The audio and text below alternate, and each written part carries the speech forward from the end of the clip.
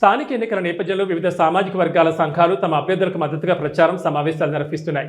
తెలంగాణలో జరుగుతున్న సర్పంచ్ ఎన్నికల్లో ముదిరాజుల ఐక్యతపై తెలంగాణ ముదిరాజ్ పోరాట సమితి కీలక సందేశం ఇచ్చింది.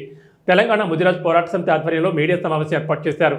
రాష్ట్రంలో జరుగుతున్న సర్పంచ్ ఎన్నికల్లో ముదిరాజులు అత్యధిక స్థానాల్లో గెలుపొందాలని ఈ సందర్భంగా వారు ఆకాంక్షించారు.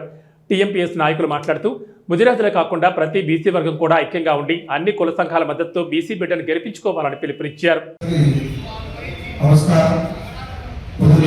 శ్రమించాలి. అసలు మీరు ప్రచారం చేసే చూసి గ్రామాల ఉద్దేశంతో ఇక్కడ ప్రతినిధులు జరుగుతుంది. ఎందుకంటే మీడియా పవర్ఫుల్ కాబట్టి మీరు కూడా మా న్యూస్ ని మొత్తం కవర్ చేసి తెలంగాణతో చేస్తున్నాం.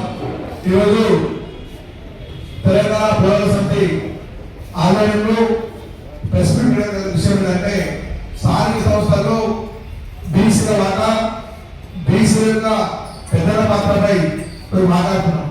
స్థానిక సంస్థల్లో జనరల్ సీట్ లో కూడా బీసీ పిల్లలు గెలిస్తే బీసీ ఐక్యత వచ్చిననే సాంకేతం రాష్ట్ర కేంద్ర ప్రభుత్వాలు అవుతుంది కాబట్టి జనరల్ సీట్లలో కూడా బీసీల తీవ్రమై జనరల్ సీట్లు బీసీ తెలవాలని ఐక్యపడాలని తెలియజేస్తుంది.